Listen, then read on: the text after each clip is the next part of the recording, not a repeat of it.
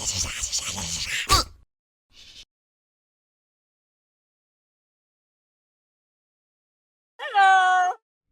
Good evening, everyone. Welcome to this week's Countdown to Whirl. If you didn't see the Mystery Brony Theater page, right now, the third part of the Mystery Brony Theater side is going to be premiering this Wednesday at 8 p.m. The two required things for a Bright Ideas side are going smoothly. The mid portion is going fine. I'll keep you guys posted on that, but yeah, we'll get there. Opening, cue it.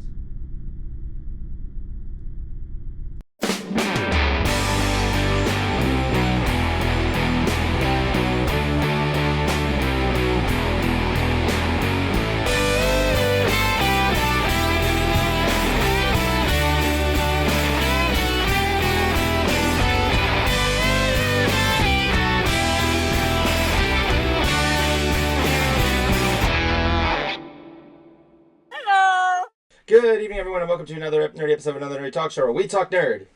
I forgot to pop open my birch beer. I am running out of birch beer. I have to get someone to go to Delaware in January to see my niece. I'm going to be an uncle next week. God help us all. Yep, Unky Evan is my title. Yes, I took the Danny DeVito route. So here we are on Zoom. Because Cruiser fucking hates us. Yes. I do. Come on, let's zoom. Come on, let's zoom. I hate these guys because they have more pills than me. Yeah, Jablonski said to drink your motherfucking drugs, and he won't give me any. Because they're mine. You can suffer. Yeah, you can share. Yeah, stick to your fucking Ozempic. Anyway, You know how expensive that shit is? Yes. Considering how many autographs this loser has, I'm pretty sure he can afford like 5 canisters of it. Yes. 5 canisters. They come in vials, not canisters. A little glass vial? Yeah, I'm kidding with you. Anyway, tonight we will be having a special guest, musician and music commentator Zach Adkins. He'll be joining us later tonight at 9. And all that stuff. Looking forward to having this guy. What did you just send me, Cruiser? What I tried showing you. Yeah, I know the one of Doug Walker and Brad Jones with Felicia. With Felicia, yeah. God, Felicia, you met her one time, right? Yeah, she is still drop dead gorgeous, man. Oh yeah, she's very pretty. I thought she was a pretty girl. If you don't know Felicia, what's her last name? Felicia. It's not Felicia. Rose, I think. Felicia Rose. Let me see. Felicia Rosario. Is it Felicia Rosario? Sorry. Is it Felicia Rosario? Oh, God. Sleep away camp. Felicia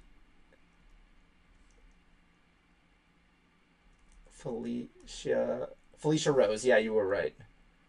First of all, I want to if I ever get an autograph from Felicia Rose, I'm gonna give her something to sign. I'm also gonna give her a bottle of Tylenol because having to do that pose all day with her mouth open must not be easy. And when Equestria Girls came out, Evan took the Robot Chicken skit and put like Twilight's face over Felicia's, and I showed her the video. She probably has no idea what the context was. Oh no, she knew, and she loved it. That's one thing I really love seeing is when performers and actors are good sports about the roles they've done and that makes the fans laugh. Because that's really what they want. Oh my God. And she's willing to give that to them. I found something. You know what's really funny? Is when I posted that video, nobody liked it. Actually, let me go on my YouTube studio account. Oh yeah, by the way, we're here with the Concert Crusher and Jibbles. What he said. What the fuck? Oh my God, I have 4,986 subscribers. That means I'll soon have 4,987 subscribers. What an achievement. Oh my God. Thank you very much, guys. I genuinely appreciate it. I gotta do something crazy. Anyway, let me see. I actually have to redo that thumbnail first of all. Because it says, what did I put down here? I put it down as see, that's Big D, episode 1 we're off. As a leaked ending. I actually had to change the title of that to. Actually, that's actually a weird way of how did you find that thing, Cruiser? Because like apparently I'm I don't know, man. It was years ago. yeah, because like it's private now. I mean, like we're talking like during the days of COVID was Yeah. when I showed her. Oh yeah. So yeah, only 34.6% of people liked it. I'm like, Probably because they why? thought you were making fun of trans people. Oh my gosh. Gosh, I don't know. I didn't honestly. The video was hard to make. I had to like crop out all of like that doll's movements, and the film is like not wasn't in HD. This was like 2016, and okay, he's on the phone.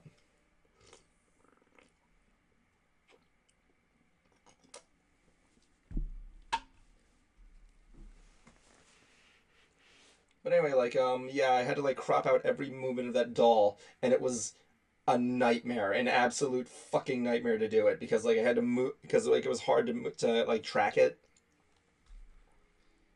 It took me like a whole day to make this, and I like feel like yeah, I just wasted my time doing this. It really wasn't even that good a video. I honestly wasn't really expecting much of an audience from it. Yeah. And no, it's not because I didn't make it because of anything having to do with people that are trans. Everybody knows I'm a trans supporter.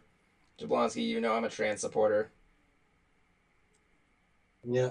No, I'm not making any political statements, but like anyway. Yeah, be who you want to be. I'm not gonna, so long as you're not doing anything crazy. And by crazy, I mean like, like it taking a plane, landing it on a piece of bread, and trying to eat said plane and sandwich. You think that's ridiculous? If Keenan and Kel can eat a bike, I'm pretty sure someone can eat an airplane sandwich. But did they put the screw in the tuna? Fuck that. Where is that from? Keenan and Kel. I don't remember that from Screw in the. What was Screw in the Tuna? It was with Kel in the courtroom.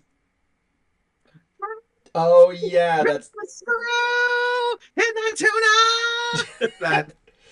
Oh yeah, they had like some guy was suing because he found that Screw in the Tuna thing. Dude, me and my friend, we were watching Keenan and Kel, just for one day, and we're laughing our ass off out of everything. I like the one where I forgot where it was. They thought they were being hunted by the mob. The Bob. The mob. Oh. Oh, I remember that. Yeah, because they just watched a mob movie and all they're saying is like the same thing. Like when in the scene when they're movie they're saying he's like, allow me to meet my little friend. He shoots him, but in the real life it's like allow me to introduce my little friend. And they're like all freaking out. It's like what? It's my son. Come on, here son, go buy yourself an ice cream. And I think Coolio was a director of that show. Really, he was a director? I think so, yeah. I know he did the opening. I didn't think he was a director. Quickly Google it. Okay. Hey, who directed Keenan and Kel? I really hope they don't reboot Keenan and Kel. It was directed by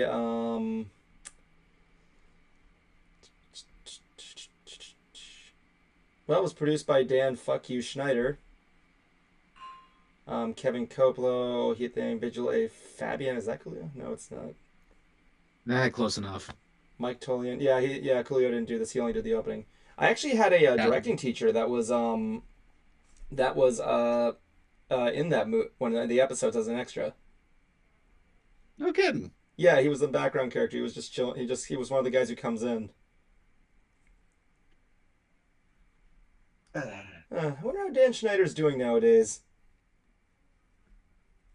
I'm gonna look it up. Don't look at his computer. That's all I can say. I looked up his Wikipedia page, and his profile picture is the best. It's just like a candied shot of him. Crap. Need to be right back. Just need to quickly tend to something. Good. Now we lost another guy. Yam won't be joining us tonight, everybody. It's gonna be great. The Real Studio Golden TV. How you doing there? Welcome to the show. We're sitting here talking Keenan and Kel, and at 9 o'clock we're going to have Zach Adkins joining us.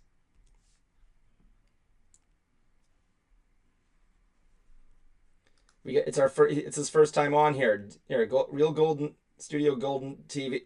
The Real Studio Golden TV. Say hello. Be nice. Say it. Say it. Hmm? Say hello to the Real Studio Golden TV. Sorry, the Golden TV. Is it golden or gold-dint? I'm acting nice, but I'm not acting sus tonight yet. Sweet. Anyway, yeah, 9 o'clock we'll be having music commentator Zach Adkins on to join us. Cruiser bailed for some reason, and now I'm here with Jabibbles. Jabibbles, how are you today? Hello. I'm doing all right. Jabibbles, I want to know. I need to ask. How many licks does it take to get to the Tootsie Roll center of a Tootsie Pop? Beats the fuck out of me. If I knew that, I wouldn't ask the question. You have to answer the question. Again, beats the hell out of me. Well, can guess.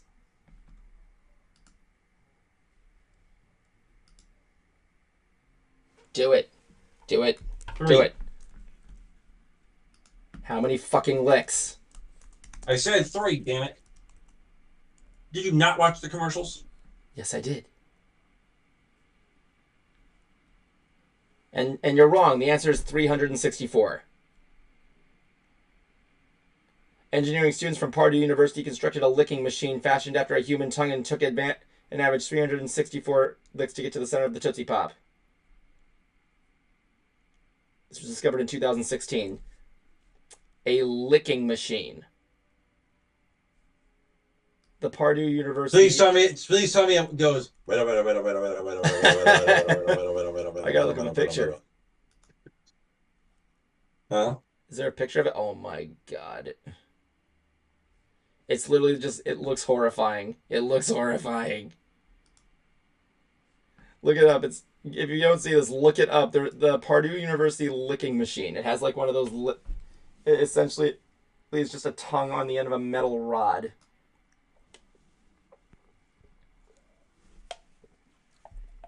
I hope it goes dedo. Fun. Do you want to know what's really interesting about that commercial? It's been on. Is it still on, first of all? What? The Tootsie Pop commercial with the naked kid and the owl. Every once in a while. It's weird that that commercial stays alive. But like, one thing that's really cool about it is there's 3 versions of that commercial. Really? Yeah, Oh, the really? Tootsie Pop commercial. There's like 3 versions of it. The first one is the one that we're all familiar with, right? The one where where it's like, Mr. Owl, how many licks does it take to go to the Tootsie Roll center of the Tootsie Pop? Let's find out. 1, 2, 3, 4, 3. Click 3. He hands him the thing and shows the kid with a sad face. And I know there's one where he goes to, Mr. Turtle. Yeah, that's the second extensive one. The first one he goes to the second one he goes to Mr. Turtle, blah blah blah, Tootsie Pop is like, yeah, biting. That's Mr. Owl. So he goes to Mr. Owl and he does the same thing and it shows that sad face, right? But no, there is another version of it. And it makes sense, because why would he just go to a turtle and then it just takes him to an owl? Because here's why. In the original commercial, he goes to actually in the extensive commercial, when he goes to the owl, he's like, Mr. Owl, how many licks does it get to the center of the teeth, shoving the Tootsie Pop in his face? You ever notice that? Mm-hmm. So yeah. It's because here's why. In the original commercial, first the kid goes to a cow, then I think a fox, then he goes to the turtle, and then the owl. When he asks the owl, he says, a good question. Let's find out. 1, a 2, a 3, 3. And then it doesn't show up to the sad face. The kid just tosses the thing aside and says, if there's anything I hate, it's a smart owl. Yep, Blonsky, you're sinking again. No, sorry. Yeah, you could just lower your webcam. But Yeah, true. but anyway, like I want to see what's going down there. Anyway, so yeah, it's really interesting stuff. You can look it up Giggity. online. Better than the one Well, I what? uh, one thing that happened that I was proud of is I recently just yesterday me and Bronny did a live stream, a Brony based live stream about entrepreneurialism with Andrew Francis, the voice of Shining Armor. We've been trying to get this going for a long time, and it finally happened. And and anybody who's done streaming before knows what I'm talking about. Like everything went by great. That we finished on time. Everybody was firing on all cylinders. Everybody had questions for him. His answers, he gave really sage answers, and the questions we got from the audience participation were just great. And but there was two questions that we got that had similar answers, and I have been waiting to give these answers for a long time. The first was someone asked, how on earth did you get Andrew Francis on your show?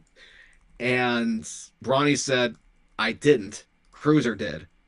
And I said, I can actually give a real explanation here. And so to Andrew, you can attest to this, Andrew. You know, when you're an actor and you're doing cons, you meet some of the geekiest, nerdiest people. And that's not a slap on any of you guys, you know, the people watching.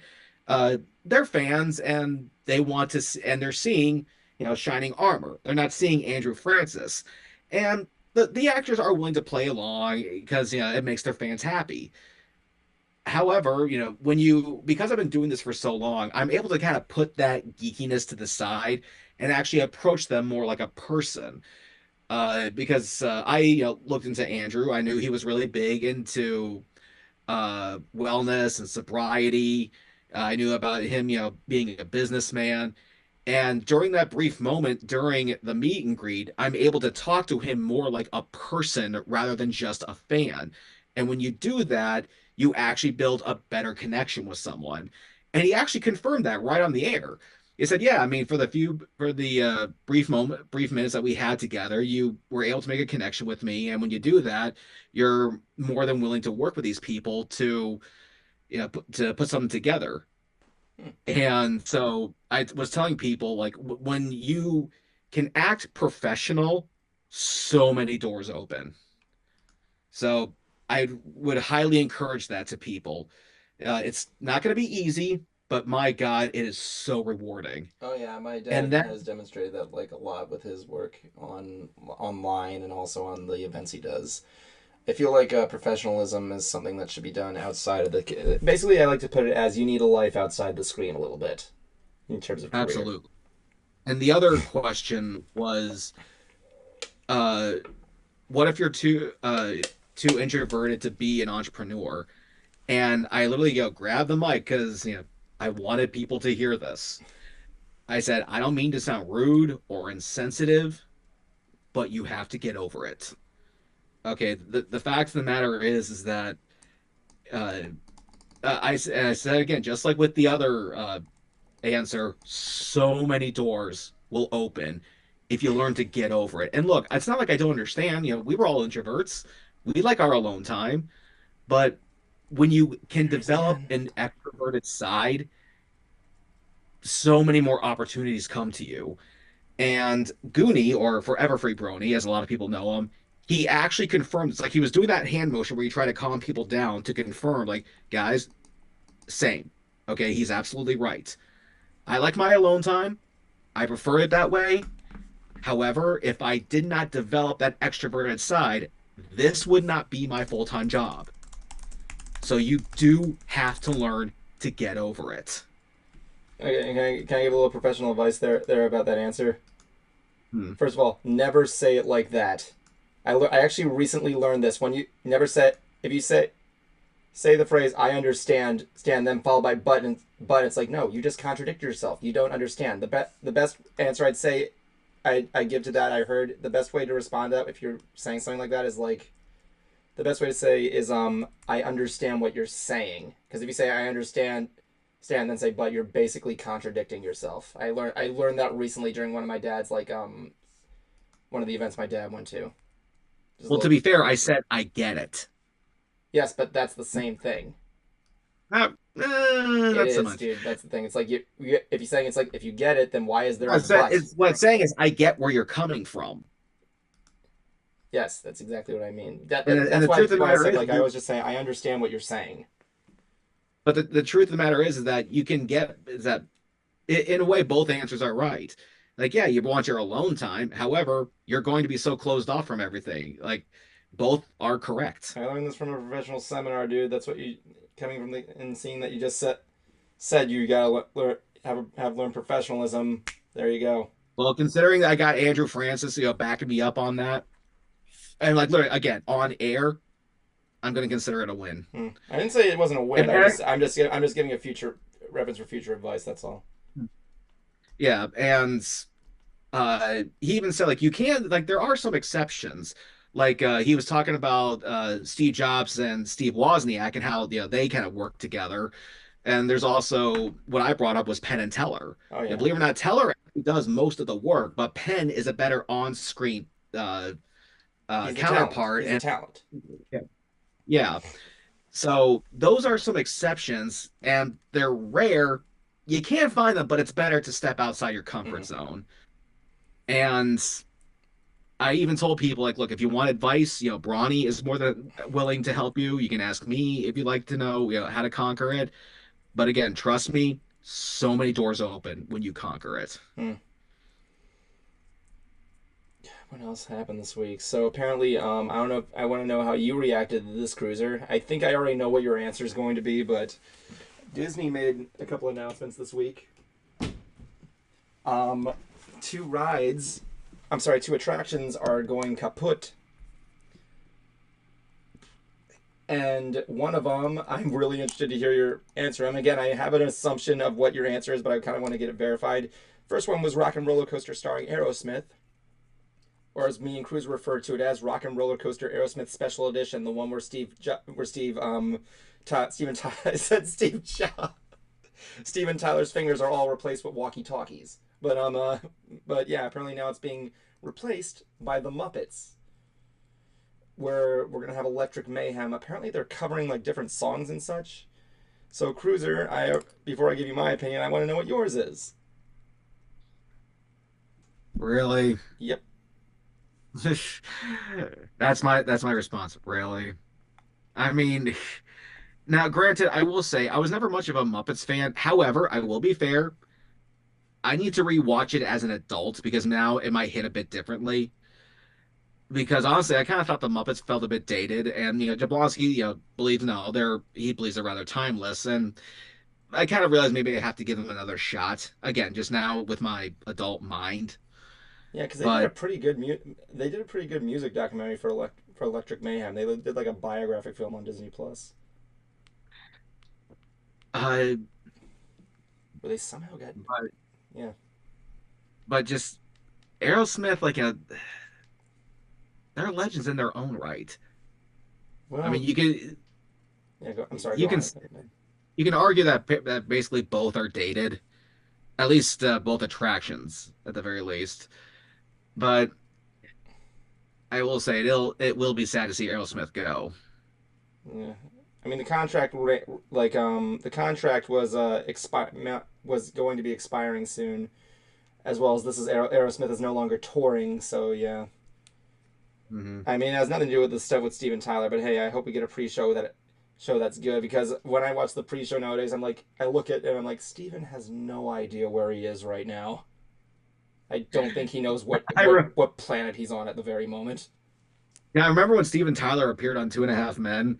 Uh, Basically, his character, like him, got into a fight with Charlie Sheen's character, Charlie Harper, and that like they got into like some brawl and something like that. And then yeah, Charlie's all beaten up at his house, and then Steven Tyler, walks in and check on him. The audience reacts. There's some dialogue, and Charlie goes, "Gee, I wonder who the sponsor of the tour is." Metamucil. I'm sorry, what? Oh, nothing. And then Yeah. and then his brother goes like I'm such a huge fan. I lost my virginity to your music. And he goes, that's interesting. You know, there's a lot of the 70s I don't remember. But look, I'm just gonna be fair. If I'm not going through Rock and Roller Coaster and I hear a song that's being covered by balking chickens, I'm going to be very disappointed. Honestly, that was the thing. The original concept for the Rock and Roller Coaster was, I could be wrong about this, but the original concept was they were going to have a different artist every year, which I think would be a cool event. Like imagine like people here seeing like an announcement trailer every year for like a different artist. The problem was they couldn't. I think it was either like a licensing issue or the contracts weren't like going through with a lot of other bands. So and Aerosmith was just the guys that just took the go. There was a rumor that it was going to be changed into Hannah Montana. There was another one where there was going to be where the Jonas Brothers were going to take it over. There was one where there was going to be a Mickey Mouse was going to have a thing going on there. But yeah, they didn't, and now it was about time. Surprising enough, I keep talking to people and they're saying, "Yeah, Rock and Roller Coaster needs a new theme." It's But just why Muppets? I can't think. Why not? Yeah, Probably Cruiser, I'm because okay, sorry, so but this thing was a this is my second guess. backing out of every, even outside the bubble. Like, I'm sorry, you could put the Muppets in anything, and I'm pretty sure they would make it work in some way whatsoever. Yeah, the Could have probably the been a reason why plot. for the Muppets, the biggest reason is because they don't have to ask permission to use anyone. Hmm. I'm sorry, what did you say, Jay Also, Cruiser? too, is that Put them in a like porn. See if they make that work. Oh, I actually have an answer for that one. Actually, The Happy Time Murders. no. First of all, First of all, thank God they didn't because after Annette's boyfriend Sissel made me watch Meet the Feebles, I'm gonna say absolutely not. But no, you're familiar with Menomina, right? yep, No. Menomina was do originally do meant do do. was originally meant for an Italian Mondo film, which was like an exploitation documentary film. The film was set in a sauna, which gave the original time was basically like set in a Swedish sauna. It was like made for like an adult like movie or something like that, and it just didn't go through. So they just kept it. And now it's like one of the most famous Muppet songs out there. Funny enough, I So there actually you saw go. the Menomina is the closest 2011. thing you can get. I mean, why do you think the puppets look like little condoms?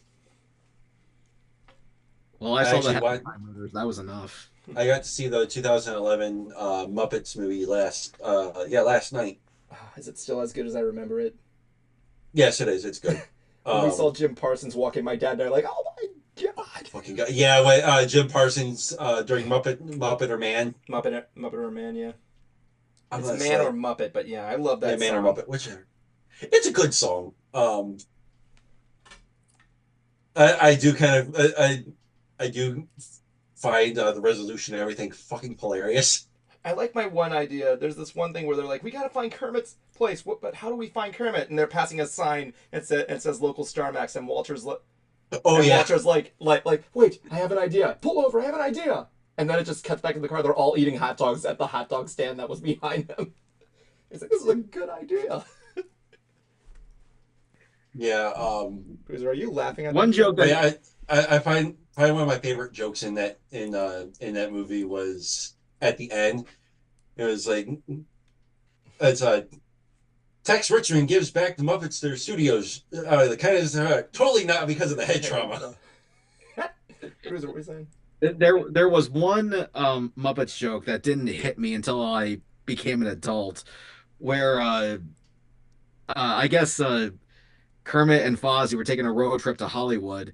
They were taking Fozzie's I guess his father or his uncle's car, Oh, I like this joke. and yeah, he Oh goes like, yeah, and Kermit goes like, "Oh, is he like that dead? joke. No, he's just hibernating." Like You I know, did, like my sister was laughing her ass off, and I'm like, "What's so funny? I don't get it." you know what I like about the original Muppet movie? The whole thing is basically a biographic of Jim Henson's life. How he found all these friends and just created something together. Yeah. Oh, really? Yeah, Interesting. yeah. One of my It's like in a good way you can connect each life. Kermit's supposed to be Jim, and yeah, he's playing him by him. So yeah. I want to say one of my favorite Muppets gags was Muppets Tonight, and if you know where I'm going with this. Oh, Muppets Tonight, Cruiser. If you want an adult, Here's the thing: Jim Henson always wanted to make adult Muppets content, but they just never worked. Muppets Tonight's the Until closest after thing you're the getting. happened. Yeah, so it was when they had Garth Brooks on, and he went out and performed the song. It was Fiddler on the Roof. They cut back to the backstage, and it was like, "What are you doing? I thought you said that he's saying country. You didn't specify which one, which country."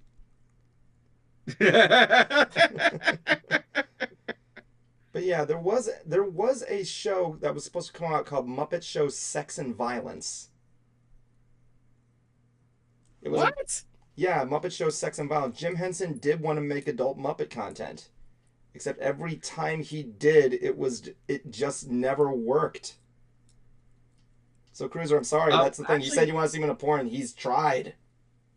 Actually, I take that back. I remember there was not so much an adult, not Muppets, but puppet show, back in 2002 called Greg the Bunny on Fox. Oh yeah, Greg the Bunny's great. Yeah, I mean, it's a shame that show only lasted for one season because it was funny. Had Seth Green, Eugene Levy, Sarah Silverman when she was tolerable. But it was literally just about puppets living amongst people like it's just every day. And they definitely slipped in some edgy jokes in there. But one that I thought was so funny was the word sock was considered a slur to them. But that was good. I like that. But here was the other thing. I'm sorry, go on. And there was also this, what we'll call derpy turtle called Tardy. And Greg is Greg the Bunny. He's trying to get this audition. Otherwise, everyone can lose their job. And Seth's like, so don't blow it. Like, what kind of a speech is that? And he goes, Greg, how hard can this be? Look at your co-star over there. And it goes to like this turtle who's eating Crayola crayons. And he goes, ranch tastes like purple. And Greg is like, let's do this thing. And I found out when the DVD set came out that someone actually stole Tardy, the turtle. And so now fast forward to, well, like maybe 20 years later. Okay. I have a hard time falling asleep and my brother offers me a gummy. Fine, whatever. I take it and I start. I know where this is going. I start laughing my ass off over that stupid fucking line. So much so that I actually looked up the puppeteer, found him on Facebook, and started high texting him, and went, I miss Tardy. And keep in mind, this was like 2 days after Christmas. What year was this? And this was like maybe 2022, I think. And he replies back, I miss Tardy too. So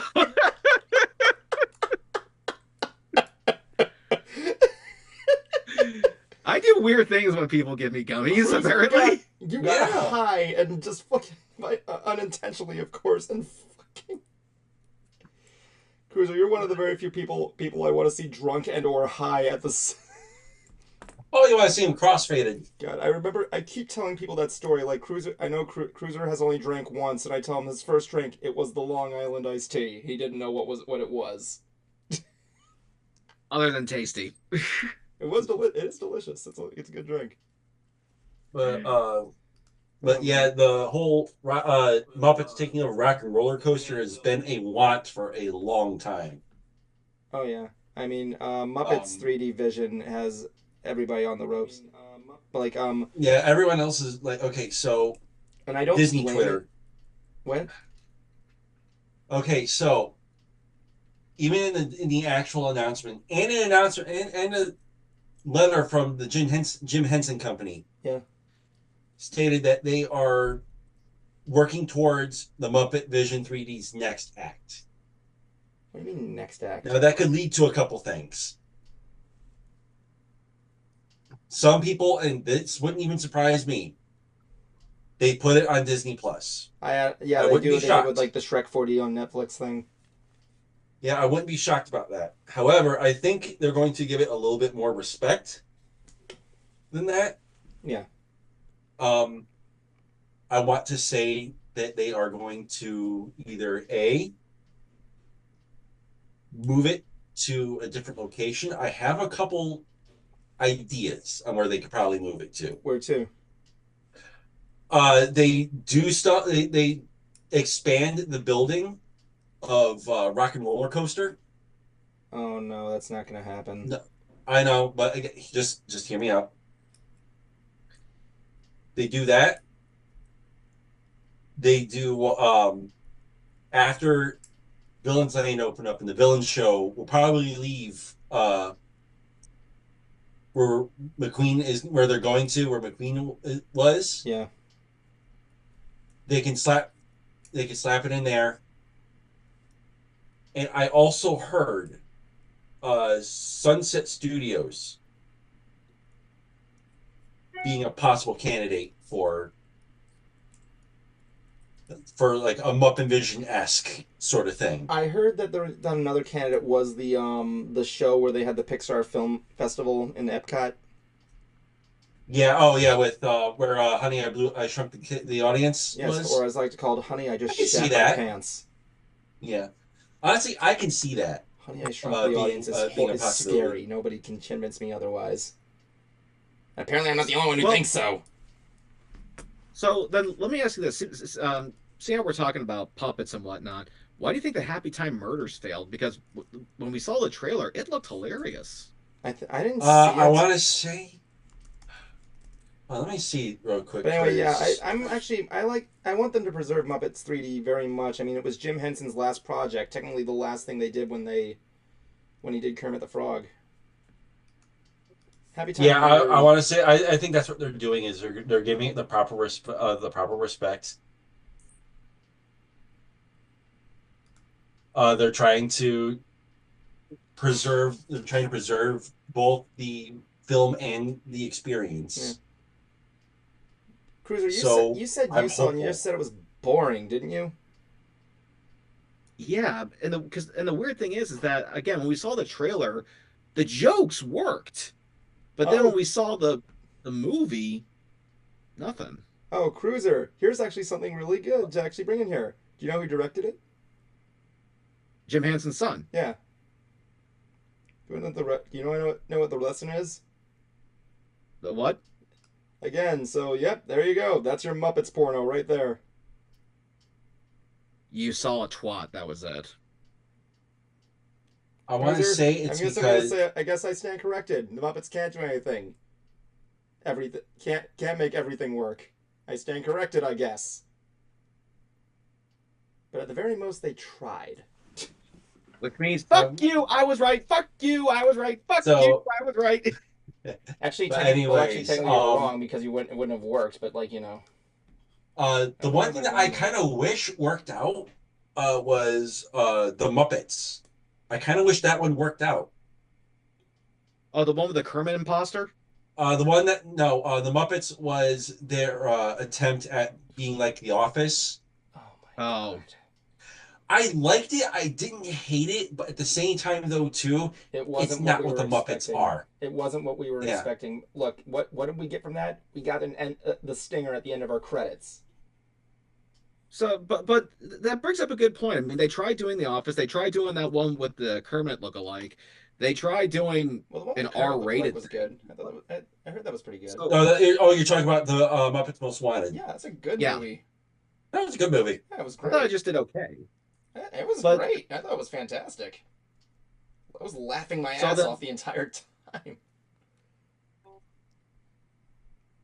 It's going out of tune. Even if it is a remake. So what do we want the Muppets? Honestly, if it ain't, I'm one of those people of if it ain't broke, don't fix it. They should go back to doing prime time sketch show like the Muppet Show. Yep. Mm-hmm. Hell, they maybe incorporate more. Maybe incorporate both Muppet Show with Muppets Tonight and a little bit of late night TV. Oh, because Lord knows late night TV can't get any worse than it is now. Yeah, you know why it's still on though? Reasons. There's nothing else on. Yeah. That's why SNL goes. There's literally. My dad told me that. He's like, yeah, that's not that the best, but that's the thing. That's gonna people are gonna still watch because there's nothing else on. I mean, I'm not dissing SNL. Some of the jokes are pretty good. I like. Okay, Oh yeah, good. A good. When it comes to SNL, I'm not gonna say they're not hilarious. They They have are. their moments occasionally. That's the best way to describe it. They're not. They're not. Not. They're not hilarious. Unless you're Ken. I'm just Ken. Did you just play I'm Just Ken on that kid? it really depends on who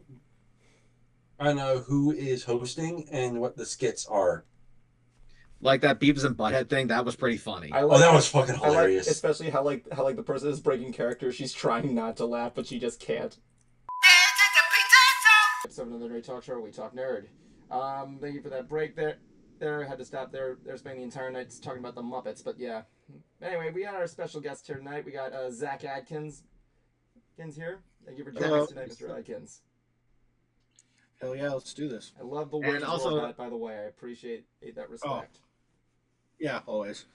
And also, congratulations on your 100,000 plaque.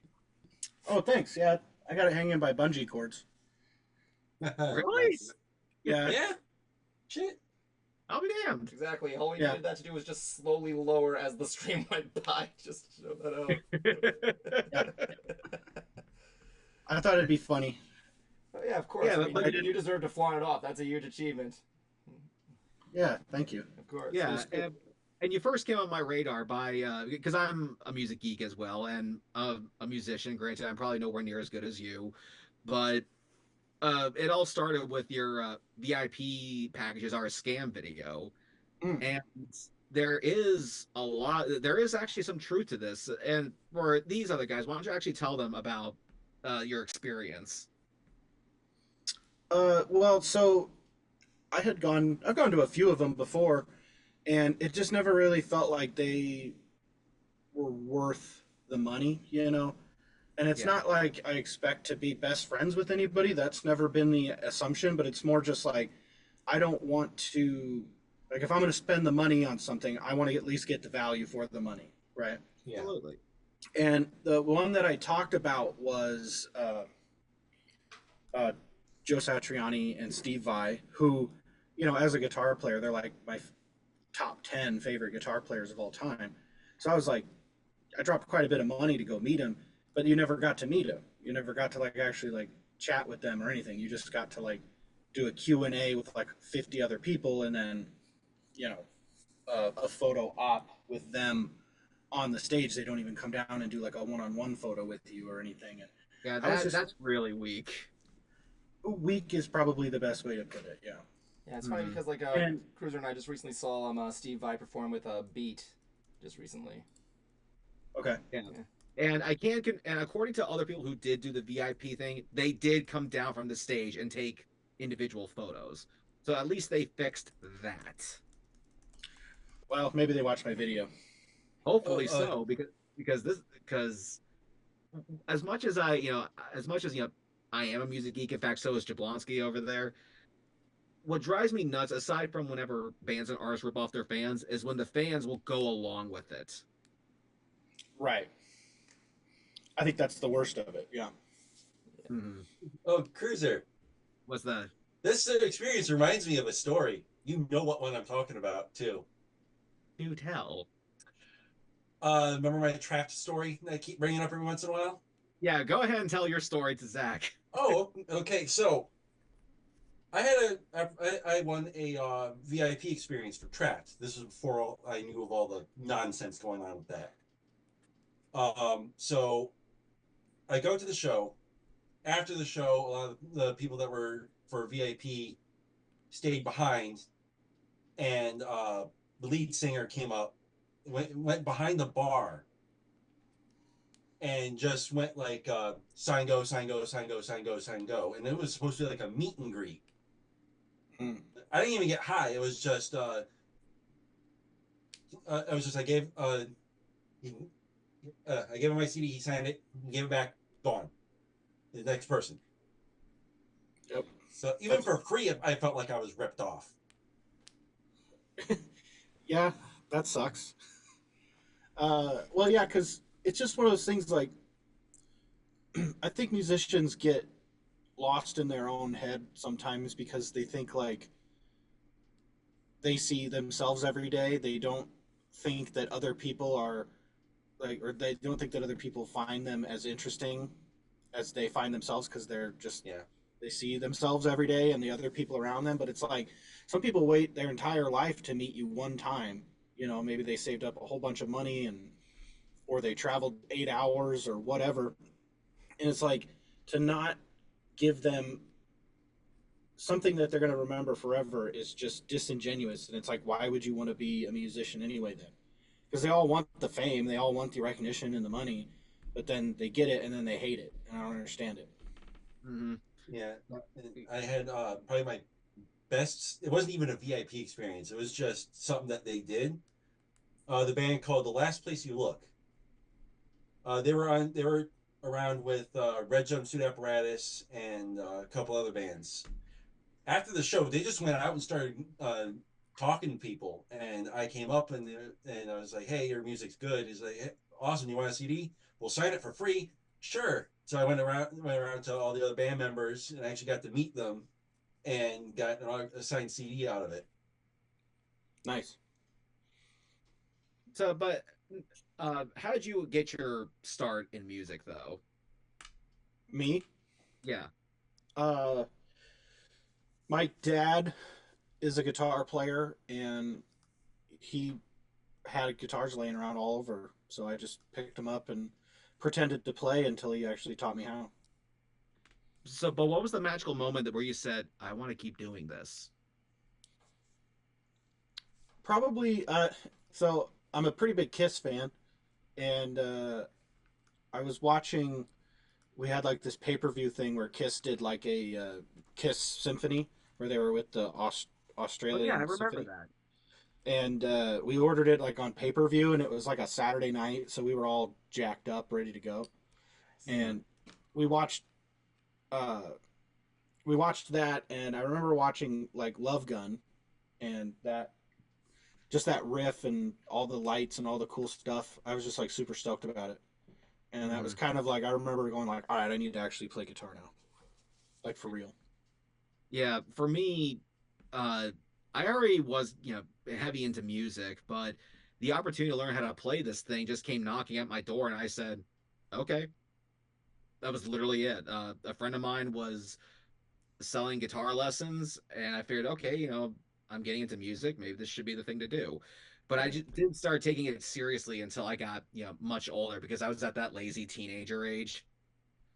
Uh, and now with the project that I'm working on, like now I got know how to, write, mix, edit, and record music. Right. And but there's something about it that kind of stays with you, even if you just kind of twiddle around with it. There's always that one tiny little thing in the back of your head going, "I want to try this." Right. Yeah. Mhm. Yeah. I started when I was 12, so I just I never didn't play. It was always everything I did was basically like, how can I get home to play a guitar, and that's what I Mhm. did every day, all day, pretty much. I even had Yeah. guitars at school, so I could play during like what is it called, study hall. Mhm. And you said you actually own a few guitar stores? Well, not stores, music schools. Wow, really? Yeah, I have four music schools. We have 35 teachers and 800 students right now. Holy shit. Yeah, Dude, that's incredible. thanks. So that's just what I wanted to do, and it just made sense to if I was going to spend a lot of time doing something, I may as well have it be music. Oh, there's my cat. Yeah, It wouldn't be now surprised. His I cat, the cruiser's saw cat, always jumps in the frame once in a while. It's not anything new and there. yeah, and now I also did see your latest video, or one of your latest videos about touring and how you really have no desire to do it. Was there Correct. ever a part of you though that wanted to try it? Yeah, I mean, when I was younger, for sure, I was thinking about that to me was just the only way that you could like make money and make a career out of it was touring in my head at the time. So at that point I was like, well, I guess I just need to join a band and tour like crazy. But now there's so many other ways to do it that like I don't want to be out and about doing that all the time. And I would do it if the situation was worth doing and the income was good and the compensation for not just money but the amenities of it were good. Then I would consider it, but it would have to be pretty good. Yeah, but if I remember though, I believe you said you made one exception, and as if Trans-Siberian Orchestra offered you a spot. Correct. Yeah. Because And I mean, their amenities and their compensation are great, but it's more just like that's just a really cool. That'd be a really cool place to be. oh, And absolutely. I've seen their show like 3 times, and it's a spectacle to behold. But also, I remember because you said they only tour like really just throughout the Christmas season, and then they're done for the year. correct. Hmm. Yeah. Yeah, I'm actually kind of hoping I can get this bad boy signed, at Yeah. least by some of the founding members. Yeah, Yeah. I like getting my stuff signed. I see that. You got a lot of Yeah. stuff. I know he did. He saw Oh the yeah. video. Come on. Yeah. Uh, so, but with that said, yeah, who have you been listening to as of late? Like, who's been on your playlist? Oh, geez.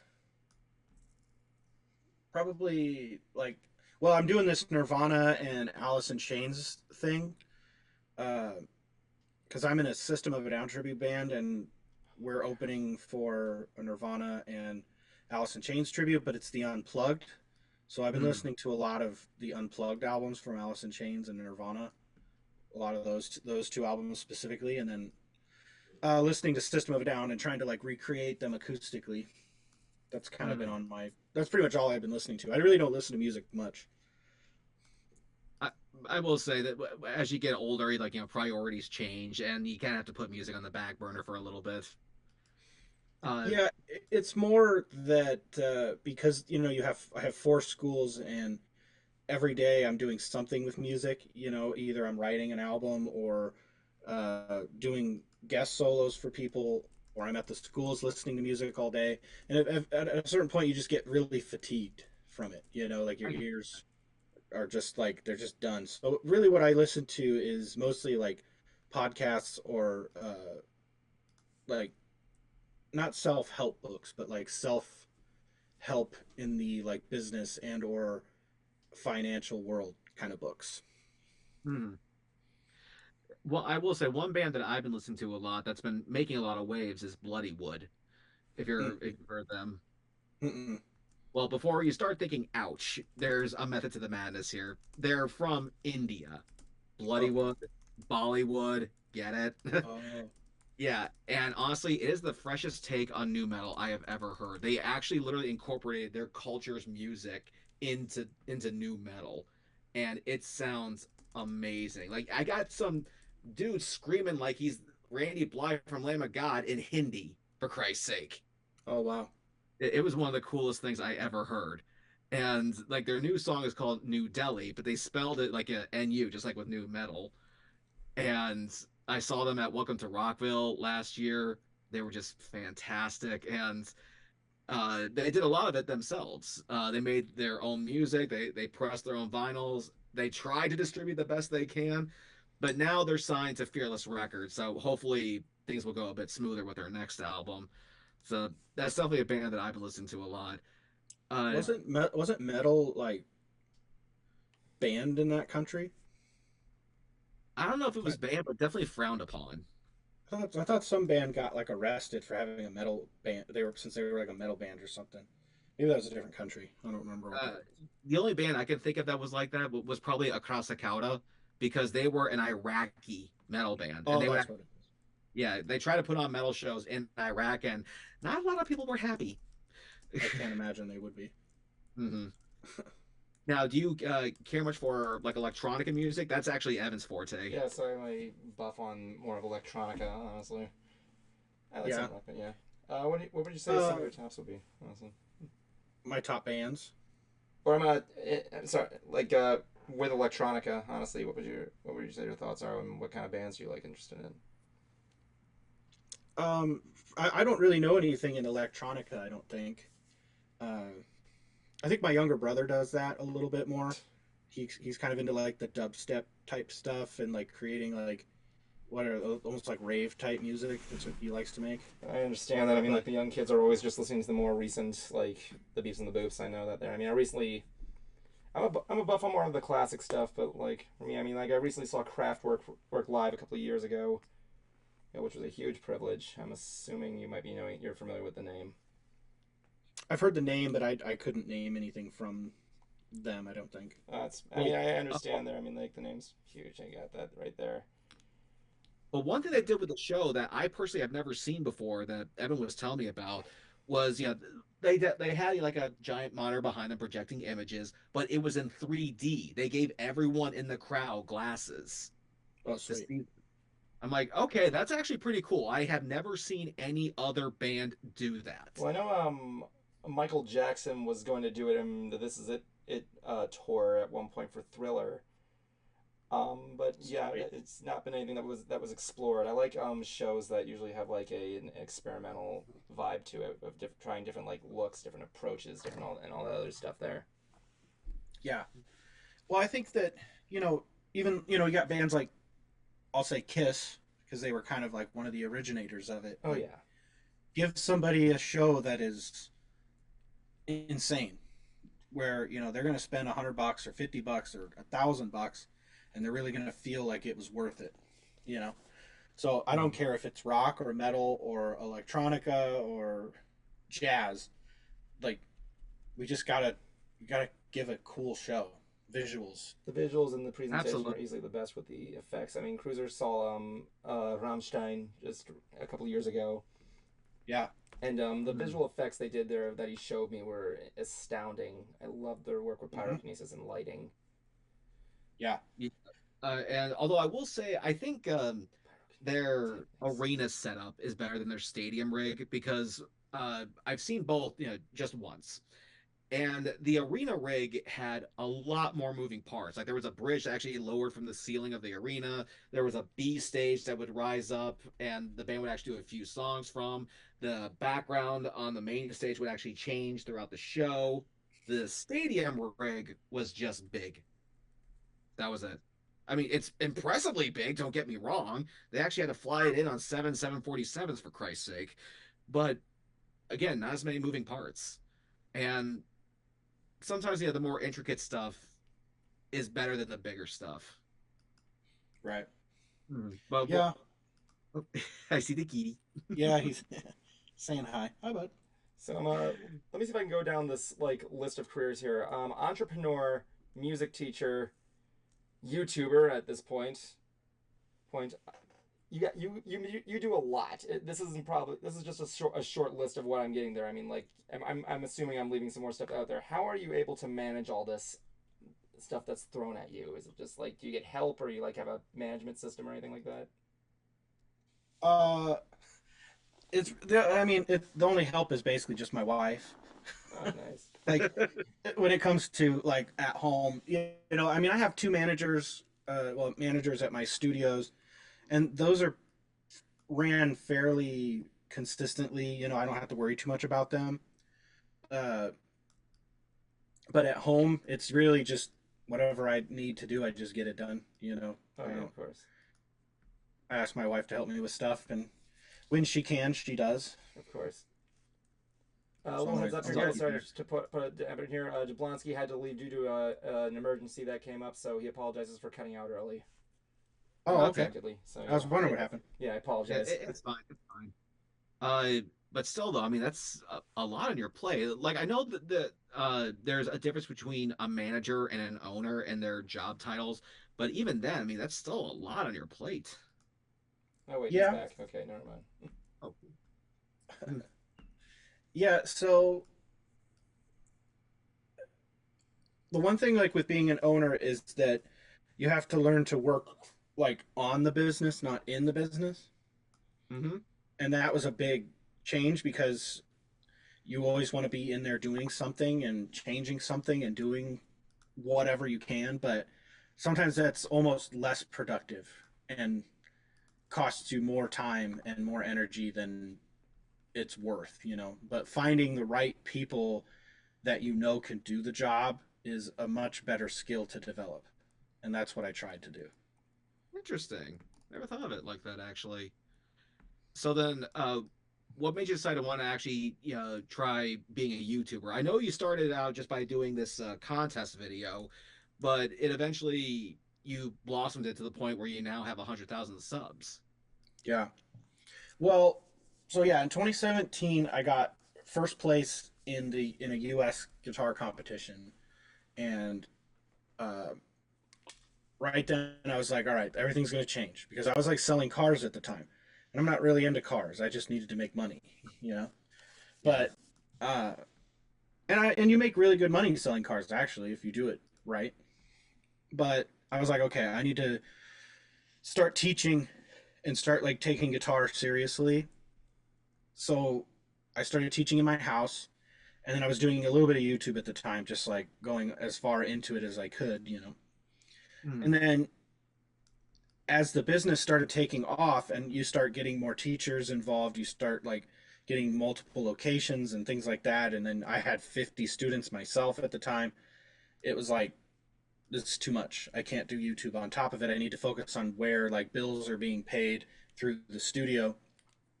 And then I would try to get back into YouTube, and then it would fail because I just had way too many things to do. I've been And there, I done didn't have that. the setup that I had now. What's that? I said I've been there, done that numerous times, honestly. Yeah. Yeah, so you'll see like my channel has little spikes and then dead space and then spikes and then dead space. Oh yeah, I've been there. I do that all the time with my animating, honestly. Yeah. Hmm. It's hard because, you know, as an artist, you know, that you have a little bit of like that creative mind that is almost ADD or ADHD, and when you're not getting that dopamine rush, you kind of lose your interest in I it a know little bit. it's crazy. Like I can only like create like one point of the day, and it's in the morning. I have to get up like 3 hours before my job, and that's the only time I can get that kick. I know the feeling. I'm always much more creative at night when there's very little distractions. Uh, Yeah. For but me, it just comes and goes. Yeah. and the other thing that's a bitch too is the whole YouTube algorithm thing. Because I mean, if you're not consistent, like okay, well then YouTube will stop boosting you and they'll boost the next guy. It's a my Can I cuss on this channel? Yeah, go Oh, yeah, ahead. absolutely. Swear away. Let shit hit the fan. Okay, good. It's kind of a mind fuck because, like, okay, so I was posting before you saw my video on the meet and greets. I had posted probably 30 videos within like a month and a half, 2 months. And it was like lesson videos and then talking and certain things and like how to do stuff, whatever I was doing.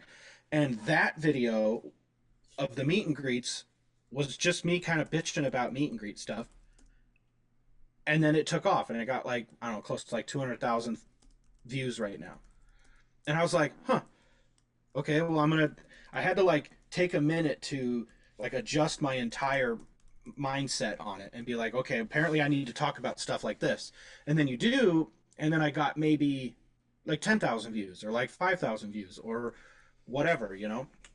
Mm-hmm. And then another one didn't take off until I started talking about musicians and wigs. And that one is almost at 400,000 views now.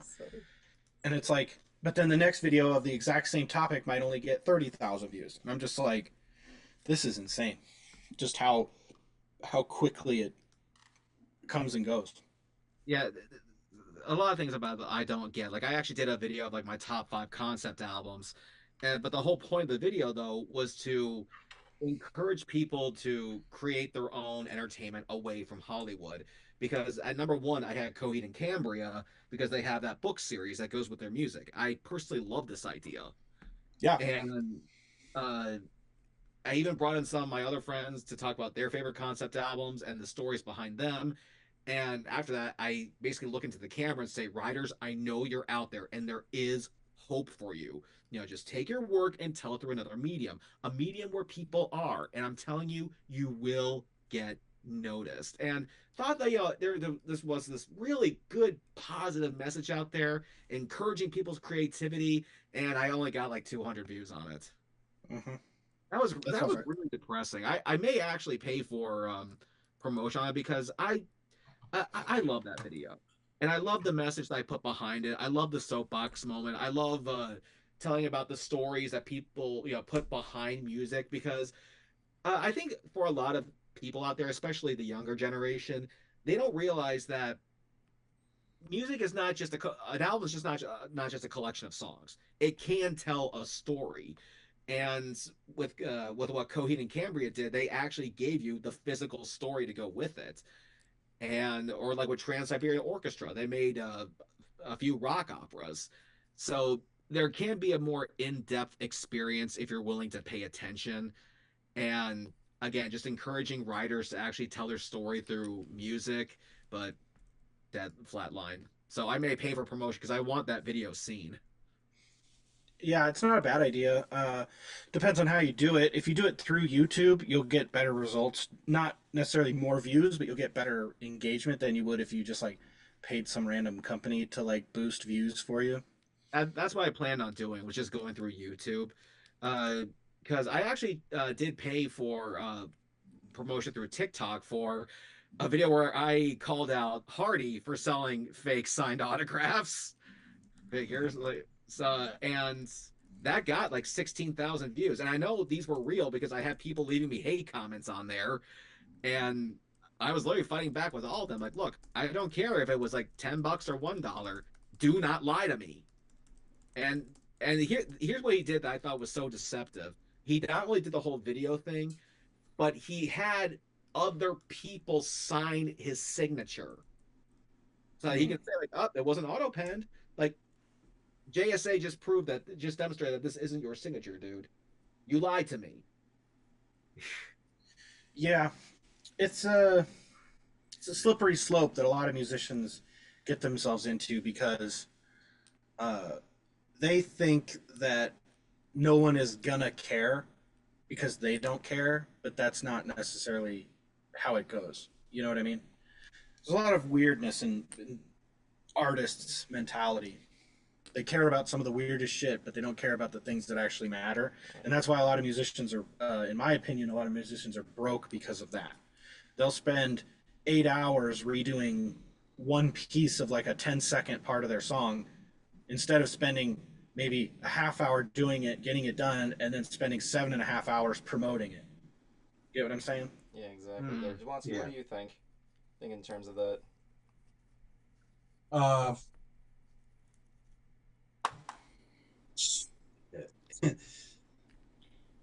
I'm not really in. I don't really have much skin in that in the game like that, so I can't really say. I do have at least some notoriety among certain groups, but not a lot Really? Like what? because I've never really taken. I've mostly for my writing. I've had a few people recognize my stuff, but other than that, I never really took it seriously. Yeah, but there's got to be moments where, aside from the whole Jelly Roll incident, where you got ripped off by a performer you liked. Um, at the time, that would have been traps. Other than that, I can't really say because I don't usually pay for those kinds of experiences or do those kinds of experiences Well, you do that do often. comedy. You do do Outside of comedy. cons, I don't like. Uh, at the same time, though, too, I don't really expect much because I don't pay for like the VIP or any of the other stuff. Really, I just go up there, maybe have a word or two with them, and get my autograph and go. You take like Usually, the simple approach to it. yeah, because it's like yeah, I don't mind chatting it up every once in a while, but at the same time, though, too, I can deal with a simple "Hey, nice to meet you" and a signature, and I'm fine with that because I've met like I want to say out of like all the experiences, the one I would probably come close, but not quite, was the original Red Ranger. Even though I just think he was having a bad day. So Oh, Austin St. John. yeah, Wow. Really. Yeah. But yeah, Good. everyone, like just about everyone else that I've met was pretty cool. So Oh yeah, definitely. Yeah. You haven't much experience with Comic-Con, I Zach? was about to ask that. Yeah. Uh, not Comic Cons, but like um, horror cons, things like that. Close enough. Yeah. I'm not My sure. wife has a children's book that is like for it's like zombie kids. So she'll get a booth and we'll sit out there and promote the book and everything. Is that what it's And called? Like just Zombie Kids? it's called Zombie Squirts. I feel like that name's familiar. I feel like I've heard it before. So she does all the illustrations and story and everything. And so we've done that a few times, but even still, at a certain point, it's like it turns into, well, it's $500 for a signature or $100 for a signature, and you got to wait in line for 6 hours just to get like a 5 second thing, and it's like I cannot justify doing that. I don't. I honestly wouldn't do that for anybody. uh, I wouldn't pay $500. I think the most I've paid for an autograph was a lot of the original Power Rangers. They were like 80 bucks, but that we came with like a photo, signature, and just kind of a couple minutes, just kind of shoot the shit. Hmm. So to me, at least, regardless, it was worth the money to get theirs. For me, the most I ever paid, at least for a Comic-Con signature, was David Tennant. That was $110. And to be fair, he was a rarity because he's from Scotland. Okay, that cost a lot of money to fly that guy over, and he was one of the most popular actors to play Doctor Who. So it's not like I didn't get it. Of course, he didn't really have much time to say hello or anything. A matter of fact, the day I met him, the sole reason why the con was able to get him for just one day, that one afternoon, is because he had like a 6 hour layover. So, but I took it. I still have the autograph right over there, even though the guy went, I think, a little off his rocker when he got political. But still, I Yeah. mean, he is still a good actor. I'll give him that.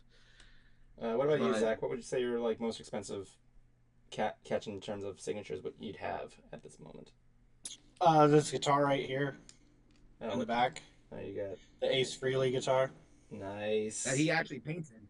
Yeah, he hand painted it, and then you get to go back there and take a photo with him. And I mean, it's you plus two people, so it's basically like three meet and greets in one, if that makes sense. Like, Yeah, yeah, I would agree on that one there. yeah, Though, uh, Zach, you might actually appreciate this one if I can get it off the wall. There we go. I'm first going to getting it back on. I picked this up during a 10 years concert. oh Set wow, list. oh that's And cool. yeah, all signed. That's sick. Yeah, I Very. like that. Mhm. But yeah, that was my most expensive one. The guitar. That was $3,500 for that. Um, plus the trip and everything because we had to go to Minnesota, right outside of Minneapolis. So plus hotel room and it was cool. He was a bit of a dick, but that's just Yeah, I can't believe he said that to you. You're taking up my gambling time. Like, dude, fuck you. I I just know. gave you $3,400. And Yeah, you didn't give me one of your guitars. You gave me a cheapo Epiphone. right. Yeah, it would have been cool if it was one of his guitars, Really Yeah, was. like that would be like solid, man. but It's, it is what it is. I was glad to do it. I mean, the $3,500 was going to be spent either way because I was either going to get that guitar and that experience, or I was going to get a Kiss pinball machine. Oh, that would have been a hard choice on my end. I wouldn't have just went for the pinball machine. But no, whatever floats your boat. I mean, like that's just you. yeah, Well, so it's funny because that meet and greet video I did with the Steve Vai and Satriani thing, that cost me like $700 for two tickets, and the whole, like, with the concert, because obviously when you do the meet and greet you don't get tickets to the show, so you got to buy those too. Oh yeah. But just me bitching about it made me $700, so I kind of paid myself back by There you making a go. video. There you go, Were you man. like I can't be expecting it to too pay you back that easily, or like was it just oh my god, this happened?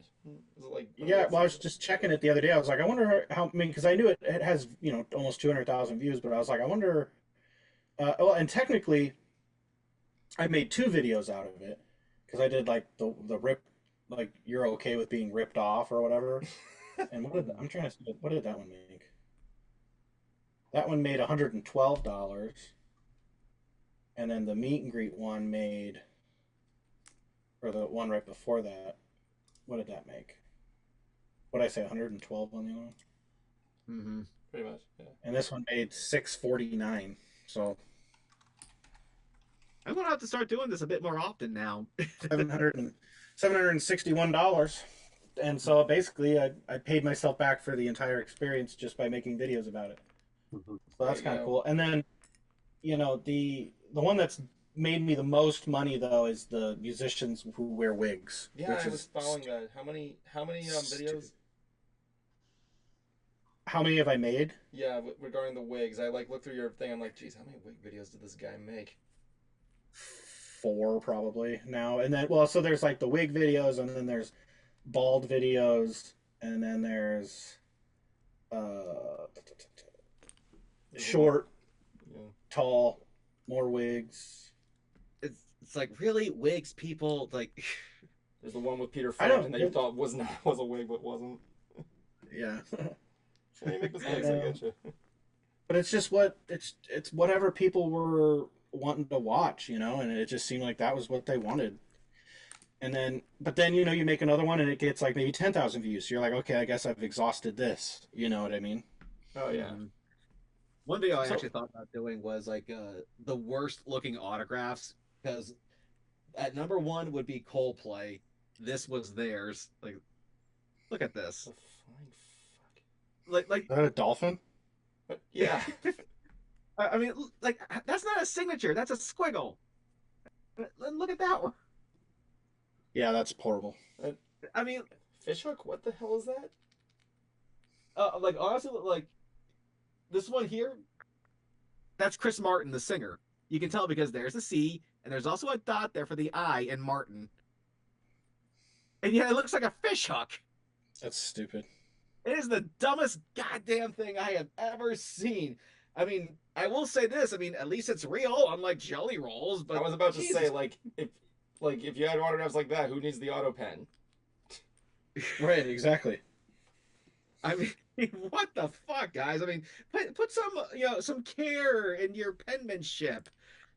I mean, is it a British thing? I don't think so, but Well, you got that, and then you Yeah. also got like friggin'. Did you tell about the Ozzy Osbourne incident? oh yeah, there was another incident where Ozzy also did auto pen, but he did something even more, perhaps a little bit more deceptive. He didn't upload a video of him signing a bunch of these. What he did is he had different auto pens. He actually had like different like autograph designs to try to throw people off. And Smart. sure enough, I was yeah, about to so sure enough, I made a video about it. This time I was actually screaming into the camera and got a big reaction from people. And I especially love the comments of people saying that it's like, oh, how much you want to bet this guy actually bought 5 of these things? I show them my receipt. I bought 1. I don't need 5 of these things. I'm Right. just a fan. And Yeah. he even did it again. It's like what the fuck? I mean, Yeah, I don't get it. yeah, like Yeah, If you don't want to do it, then charge a shit ton of money and only do like 5. If that's what you're gonna do. yeah, I mean, because I remember you also telling me the incident about the Tool VIP and the signed posters and how they didn't have enough for everybody, and you still had to purchase one, but they didn't set a limit. Like you could actually buy as many as you want. Yep. That was shitty. Like because like I actually got those signed drum heads up there of their from Danny Carey, their drummer, and each date had a set amount that they had for sale. And there was 2 different designs, so I got both of them. That's it. I didn't need any more. Oh yeah. But good lord, like And I especially love it when I hear people complain about like, well, they want their privacy. Then why the fuck did they become a public figure? Like clearly they want the spotlight in some capacity here. Right. Yeah. Mm-hmm. But enough of the bad stuff. Why don't you actually tell us some of your favorite moments though within the music scene? Of course. Well, probably the coolest one was when I got to take Paul Gilbert to the zoo. No way. That was fun. Nice. Yeah. So he was the judge on the competition that I won, and I never talked to him before or after that. And Mr. Big was coming around to do their tour, their like farewell tour or whatever, and they were coming to Omaha. So I found his email. I just messaged him from his website, and I never really heard anything back until like a month later. And I just said, hey, if you're coming to Omaha, it'd be cool to say hi. I can swing over to the venue and whatever. And then I was like, just let me know. He wrote me back and he said, hey, what did he say? Something like, we'll just kind of see how I'm feeling that day. If I'm not sick and, we're not late or whatever, and I'll let you know. And I was like, okay. So messaged him the day before, and then I didn't hear back from him. So I was just kind of going on with my day, the day of the show. And I was kind of like, well, I still got to open up a studio, like I still got to do work this afternoon. And then I was on my walk and I got an email from him and he's like, oh, hey, here's my phone number. I'm in town and I'm going to go get some breakfast. I'll meet you after that. And I was like, sick.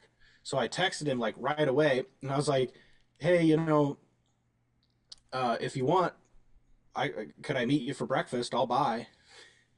And then he just so happened to be at a place that was only like 10 minutes from where I lived. Sick. So I ran over there and we had breakfast. And then he was asking me he's like, doesn't Omaha have a pretty good zoo? And I was like, yeah, it's #1 in America. And it's Really? yeah, the Henry Dorley Zoo is #1 in America and #3 in the world. So I was like, it's a pretty good zoo. I mean, I'm over it because I've been there so many times, but still cool.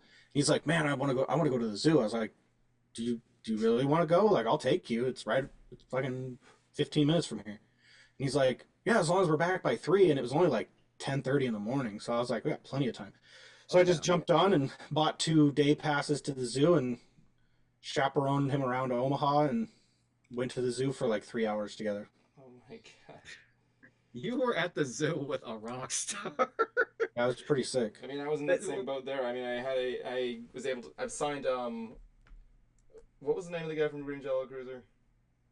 Oh, Bill Manspeaker. Yeah, I signed Bill Manspeaker and him from Green Jello into the Disney parks. I'm a cast member there, so yeah, Cruiser had like tight connections with him. I'm like, yeah, he wants to go. I'm like, okay. So yeah, it was just.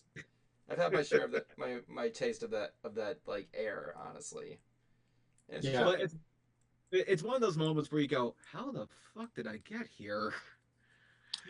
I had a moment like that at the zoo when I was just walking around because they have like a jungle area and I was just like, what the hell am I doing right now? And my wife was still asleep, so I sent her a message, a photo of me and Paul Gilbert at the zoo, and I was like, well, you got to open up the schools today because I'm at the zoo with Paul Gilbert. She's like, what the fuck? And so then we went. It was a really cool day. We spent a few hours there just hanging out, talking about stuff. And then he's like, do you have to go back to your schools or what are you doing? I was like, well, I'm free now because my wife's taken over. He's like, oh, well, why don't you come back and we'll do the VIP. You can hang out with us there. So I did the VIP meet and greet with him and all the other guys. And this was cool. I don't know, are you guys like Mr. Big fans or anything? Or? I've heard some stuff. I like his songs. I like those Okay, songs. so you got Paul Gilbert and you got like Billy Sheehan, right? Those are the Yeah. two, Yeah. the guitar and bass. Yeah. Yeah. And so Billy Sheehan, super cool bass player guy, really nice. Well, I get there with Paul and we walk in and then there's Billy coming down the hallway. And he goes, oh, hey, Bill, this is my friend Zach. And I was like, oh, sweet. And he was like, he's one of the best guitar players I've ever seen. And I was like, oh, shit. Like, that's cool. And then so Bill like shook my hand and he was like, "Cool." I was like, "That's all I needed from you." Just that one simple validation goes a long Yeah. way. Yeah. And then Paul just let me hang out while they did sound check. Nobody else was there but me. And then the VIP people came in, and one of them was one of my students actually. And he's like, "What the hell are you doing here?" And I was like, "I went to the zoo with Paul Gilbert." And he's like, "Fuck you." He was pretty pissed about it. And then so we hung out, and then I got to shake everybody's hand. They signed my posters, and then Paul's like, "Yeah, just wear that lanyard in, and you can come to the show for free." After the show, he came back out. We sat and talked for about 10, 15 minutes, and then he went to bed. Mm-hmm. Do you It's still like I got- keep in contact with him? Yeah, we were texting a little bit about it after the fact, but I try not to bother him. I don't want to be weird. The other cool one is Mark Tremonti from Creed. Oh my god. So he was on a podcast I was on a couple years ago because he's friends with Rusty Cooley. Do you know who that is? I don't think I've heard Guitarist. of it. No, I have not. So he's a guitar player, and we had a podcast together. And he knew Mark. Mark came on, we talked, and kind of talked about some stuff that he liked, and then he emailed me and gave me his phone number and everything. He's like, "Hey, hit me up. I have some questions." So then he was asking me about like guitar stuff, how to play certain things, and I sent him a copy of my book. And after that, we just kind of became, just texting every now and again. But then he invited me back when Alter Bridge came through, and we hung out for like 6 hours, just playing guitar and jamming, and we had dinner together backstage. And then I got to watch the show from backstage, and then I had to head home. And then he literally would just like randomly call me, or I'd randomly shoot him a text, and we just bullshit for a little bit. And then when Creed went on tour, he called me. He was like, "Hey, I think we're coming to Iowa," and it was I can't remember where it was. Somewhere, it was about 3 hours away from here. And he was like, "I think we're coming to Iowa. Is that close enough to you?" And I was like, "Yeah, I mean, 3 hours isn't a big deal. We'll get a hotel room and hang out and whatever." And he was like, "Okay, cool, cool." And then for some reason, that show got canceled. And I was just like pissed because I was like, I don't know if the festival was just not happening or what.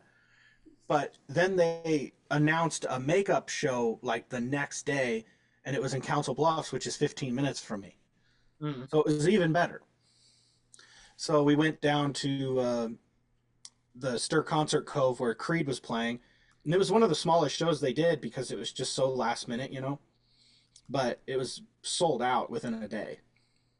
Jeez. So we went there and then hung out backstage for about 4 or 5 hours, and got to meet his daughter, and his kids were with him too. His two sons, his daughter, and his wife. And then so we all hung out, played guitar, and then we watched the Creed show. We watched half of it out in the crowd just to see the whole performance, and then half of it backstage because we had full passes to go wherever. And so then we went back there, and then he came back. We took a bunch of photos with him. My brother was there because he's a huge Creed fan. We brought my brother's friend over, Cole, because he's a huge Creed fan, and we all just took a bunch of photos, and that was that. That's something I've always wanted. I always wanted the kind of backstage pass where I can just not only come and go at will, but so that I can actually watch it from the side of the stage and see all the production coming in and out. I've always wanted that. It's cool, man. I enjoy it more actually, because I'm not really big into huge crowds. I get really hot, and I just get kind of anxiety about like having that many people around me. Oh, I know the feeling. But when I get to know just the sit- feeling. Yeah, we're So from just- Florida. We know the feeling. Oh, you're in Florida. Yeah. Oh, so is Mark Tremonti. No kidding. No kidding. Yeah, I think he kind of lives over by like, is it Disney World or Disneyland? That's Disney where World. Evan works. You work at Disneyland? I work at Disney World as an attraction operator. I work at the Tron ride. I get to have Daft Punk blasted in my ears every day. I think I'm living in heaven at this point. Sweet. There you go. Yeah, Yeah, he was. works over at Universal, so we got both parks covered. There you go. Yeah, he lives somewhere, somewhere in that vicinity. I think somewhere mid Florida or wherever it is. I have an idea of Um, probably he, where, but I might be wrong. but he invited us out to his house to come and stay for a week last year, but we couldn't do it because my wife's mom passed away. Oh, so So we weren't able to make it. I mean, she was alive still, but she wasn't making it. So it was like we Yeah. had to stay, which was fine, and he understood and whatnot. So I'm hoping we get to do that again because he invited us out to stay at his house and then go see him do that Frank Sinatra thing because he sings Frank Sinatra. Oh, No nice. kidding, never knew that. So yeah, it's pretty cool. But I just spilled something. So yeah, those are the two that I really speak highly of. Nita Strauss is another one. Yeah, I was about to ask about that. Nita Strauss, she's just a sweetheart and she gets it. She understands that she doesn't take herself to a point of she thinks she's better than everybody, but she also understands that people are paying to see her, so she wants to give them a really great experience. And that's the line that you tiptoe. You don't want to be egotistical and look at me, I'm greater than you, but you also want to understand that people want a piece of the time that you're offering and that it shouldn't just be a throwaway thing. So she did a great job with her meet and greets.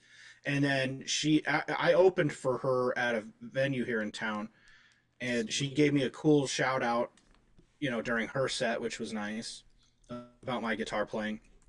And then when she came back to the merch booth to take photos and do some other stuff, she was actually wearing my shirt that I gave her with my name and everything on it. So all of her photos from that show were with my shirt, and I was like, that's fucking. Epic.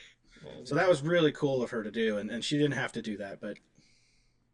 And actually, her husband messaged me about the meet and greet video too, and I was talking to him on Instagram about it because he was just really appreciative that I brought it up because he's her drummer too. So No kidding. yeah, Is she still with Alice Cooper? yeah. Mm-hmm. I thought so, because I thought I saw her when Alice came to Rockville a couple of years ago.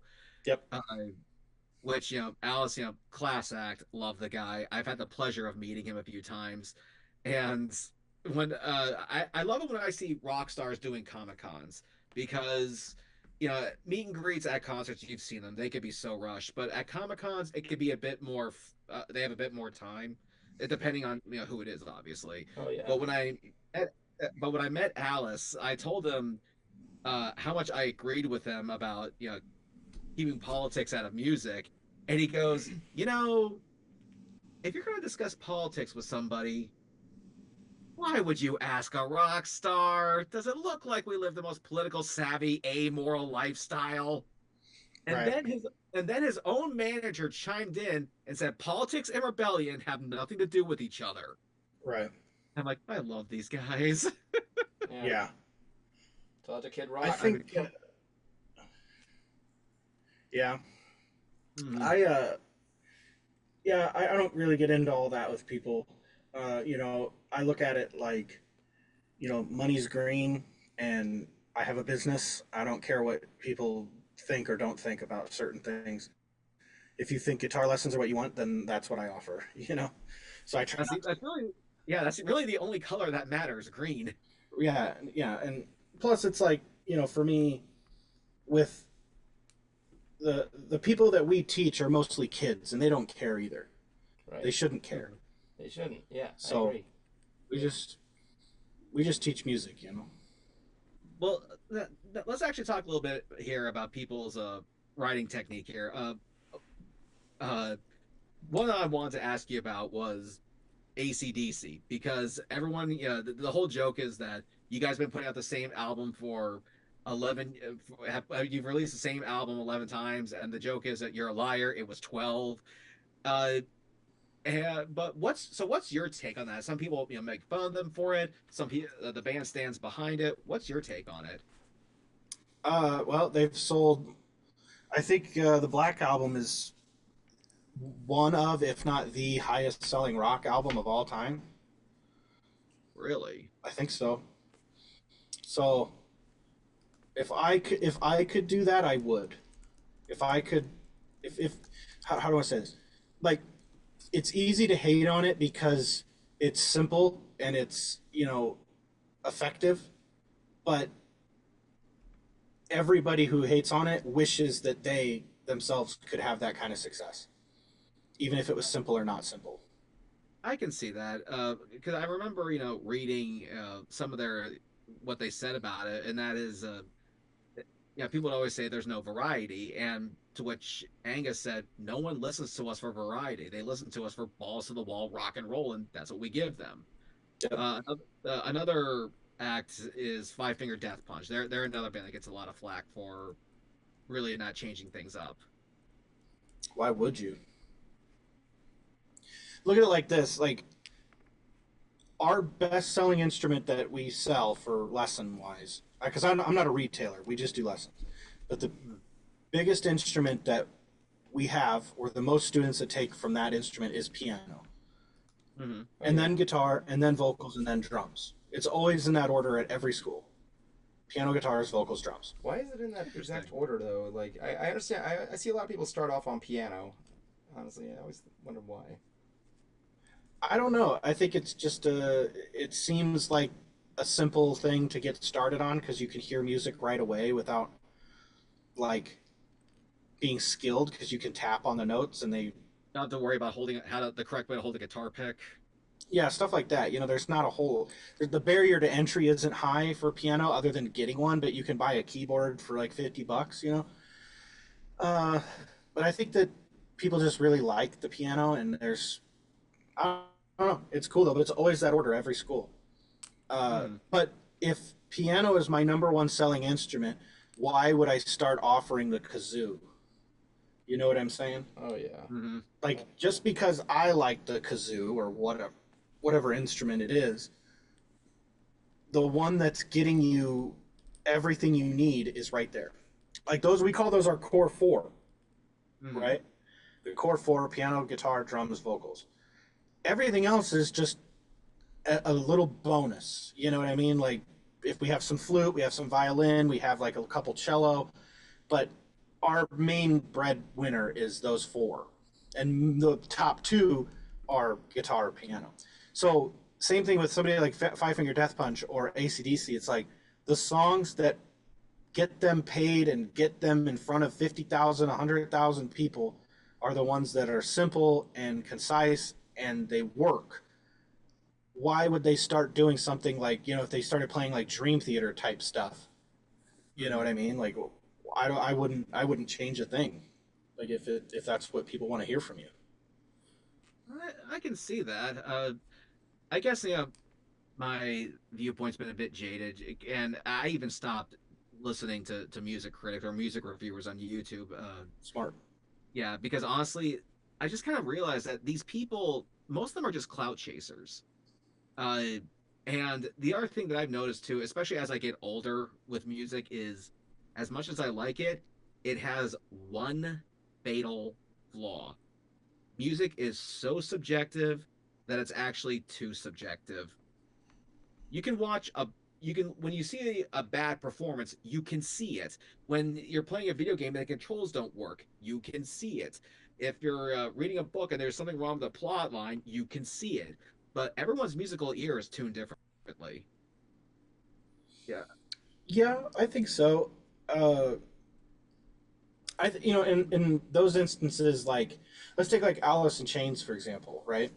So Alice in Chains was a massive band, and they wrote some real iconic songs, and the main songwriter was Jerry Cantrell, right? Yeah. Like he was the one that wrote most of the melodies, and he had all of the riffs and everything like that.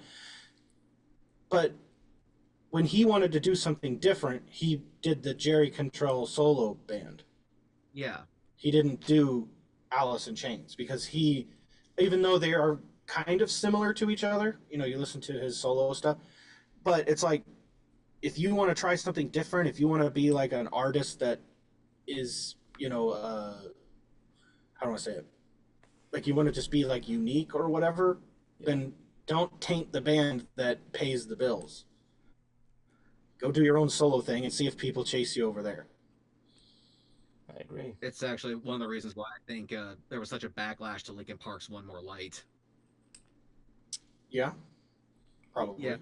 Yeah, because I mean, yeah, I grew up in the new metal scene, and was a big fan of Linkin Park.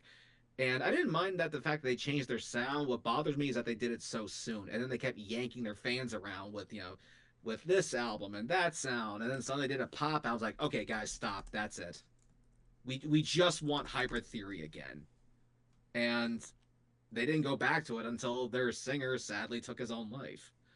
Yeah. Because their new album sounds like their first three albums, but played through the filter of their album, The Hunting Party, which was meant to be more of a hard alternative rock album. And in some ways, I do think they kind of took their fans for granted because, yeah, I mean, it's definitely art, it's expressive. However, this if you want this to be your job, you got to treat it like a business. And if they would have released that album under a different name, I guarantee you they would not have had the backlash that they did. No, they wouldn't have, and that's fair. Mm-hmm. But then again, it is a business and they employ people, and it's like I kind of get that point too of like you may as well try to keep it going if you can because the brand means more than the individual. Like the sum is bigger than the individual parts. Mm-hmm. So then, with all this music talk, I have to ask: have you ever heard the Shags? Oh my god, I was thinking about bringing this up. Essentially, the Shags. Yeah. Those young girls that had to basically invent music in a way. Yeah. That stuff was great. I know, right? Took me a second. Like you're a legit fan? I wouldn't say I'm a fan. I think it's great what they did. Yeah. I think it's hilarious. See, someone finally gets it. I will say this: I'd rather listen to that than Saint Anger. Oh, we're gonna disagree on that. You'd rather listen to Saint Anger than the Shags? I think Saint Anger is probably their best album. I would fight this. Okay, let's hear your case for it. So, first of all, the production sucks. If that album had better production and the snare didn't sound like a trash can, it would be one of their best albums. For sure. The songwriting's great.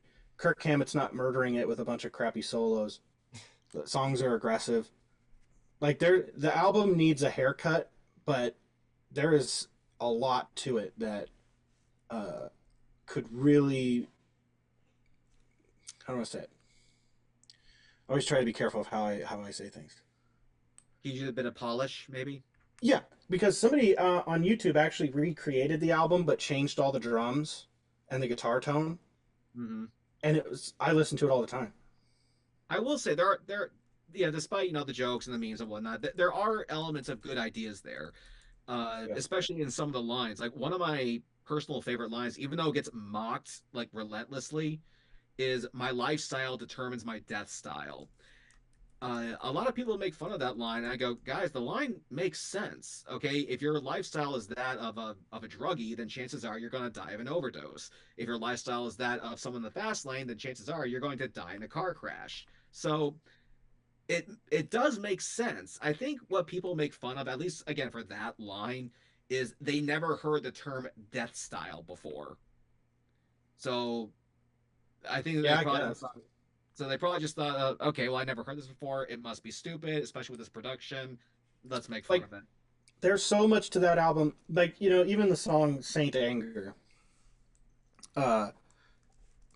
It's just, and this is a critique I have of a lot of Metallica songs, is just some of their songs are too long and they don't need to be. I know, right? Like, you can listen to a Dream Theater song that's 10, 11 minutes long, 8 minutes long, and it's like, it doesn't get old.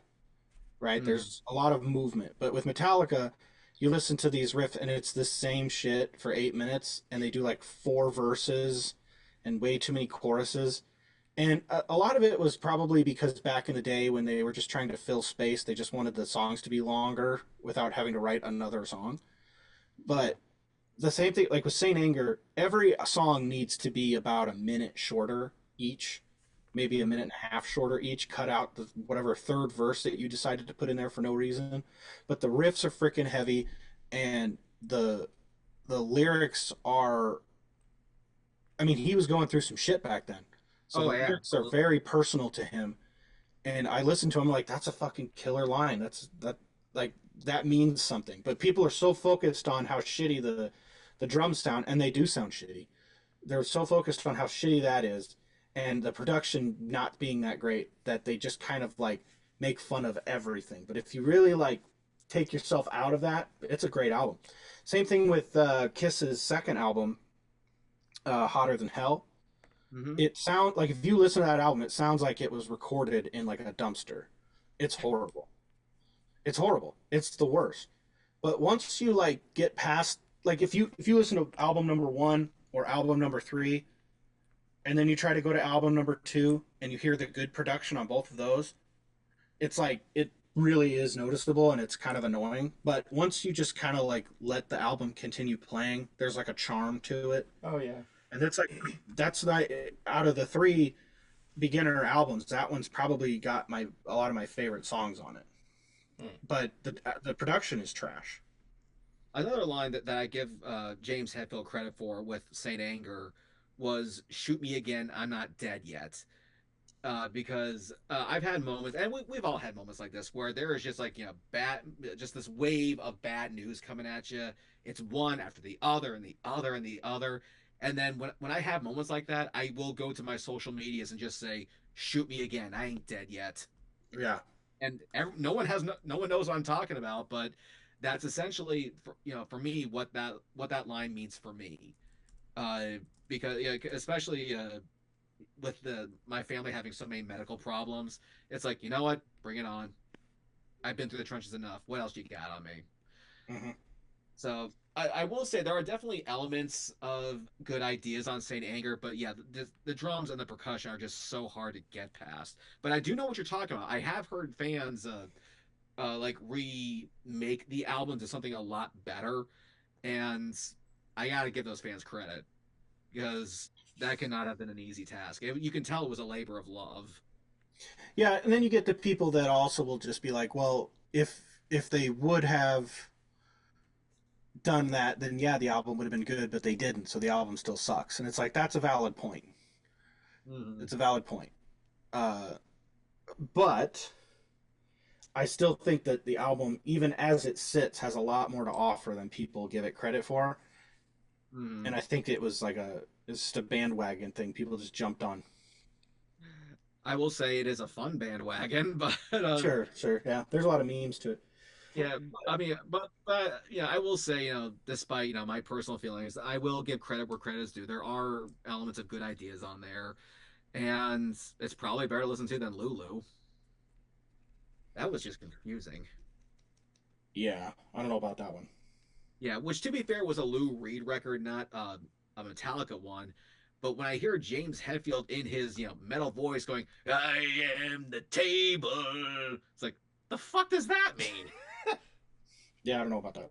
Like, do I rest my beer on your head or something? I don't get it. And then to top it off, I remember uh, Foo Fighters released an album called Sonic Airwaves, and there's Dave Grohl singing "I Am a River," and I'm thinking, so is James Hetfield a table that floats down your river? Hmm. Like, I I don't don't know know. where you guys come up with these lyrics, but they need to at least make sense. And to St. Anger's credit, the lyrics at least make sense. I mean, to some extent. I know Fran tick tick tick tick tick tock may seem a bit odd, but again, with lines like "Shoot me again, I'm not dead yet," "The Invisible Kid," "My lifestyle determines my death style," at least I get those. Right. Hmm. Yeah, I agree. I just think that I think the band was in like a lot of chaos at that point too. So there really wasn't a lot of cohesion there. Oh, yeah. So, what other record is there? Before we go here, is there actually another record you actually feel similar about? Like with Saint Anger. Yeah, kind of like how it may be a bad record, but there are elements of good ideas. If you actually build upon those, it's something amazing. Well, if we're staying in like the metal genre, I'd say United Abominations from Megadeth. A lot of people hate on that album, or they just don't even acknowledge that it exists. But there's some really cool stuff on that album. It's probably like my first favorite would be like Rust in Peace. The next one would be Countdown to Extinction, and then United Abominations would be there. Hmm. But people just don't give it a whole lot of. They don't really look at it much, and I'm not really sure why. Because the solos are cool, the songs are heavy. Hmm. And you were talking. Let me end on this story here because you brought up Dream Theater a few times, and I actually do have a Dream Theater story. I actually used to work for Roadrunner Records on their road crew or their street team, and I used to live in Buffalo, New York, and they had a show that was coming there. It was an off date from their tour with Iron Maiden in '05. However, Roadrunner didn't have a spare ticket for that show, and it was completely sold out. And I was so bummed out because I love Dream Theater. I wanted to meet them. I wanted their autograph. And so I'm talking with my friend Don, who's worked shows before. He tells me, yeah, some bands will do like a morning sound check. So you can get there in the morning, you can get like their autograph and then you can just go home. And so that's what I did. I got to the venue at maybe 8:30 in the morning, waited out back, and it was like this club type venue, nothing that big. So I'm sitting there, and I brought like a bunch of electronics with me to keep you occupied. I got like CDs and posters I want them to sign, and then here come like at maybe 11, here comes a bus pulling up. I'm all excited. It's their roadies, and I'm thinking, okay, what? Just wait. You've come this far, just wait. And finally, a roadie comes up to me and goes, "Are you trying to meet the band?" Yeah. They're not going to be here till 4. Okay then. Well, uh I might as well wait for it. It's like, okay, yeah, just go get some food, be back, and they'll sign whatever you want. They don't get there until 30 minutes before the doors open. And the opening band felt so bad for me that they actually put me on their guest list so I can get into the show. I and finally the band shows up. I meet all of them. I get all their autographs except for James. I got his after, and they all just couldn't believe that I'd been there for so long.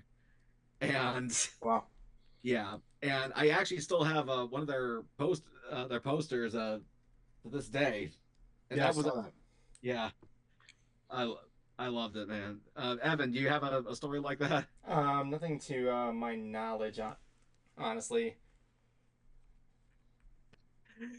Uh, you had a chance though to do that with Kraftwerk, but you turned it away. Well, no, it wasn't that I turned it away. It was so much that I was at the center and I asked if they were doing any sign-in things at the end because I got a poster back there that's you can barely see it right there. I was asking if they were doing any signs. They said no. So yeah, it was fine. I went to the show. It was like 11 o'clock at night. I worked the next day, so I'm like, yeah, sucks, whatever. So the next day, I'm looking around to see if anybody had any like signed merch, and apparently there were guys that were at the Orlando show, and what they did was they were lining up in the back for like 2 hours until they like got them to the back, and yeah, yeah, like I missed that opportunity. Like they were all just hanging in the back. I didn't think of doing it. It was like one of those opportunities, which is crazy because apparently the original founder Ralph Hooter was he's a hard one to get to. Like if you want to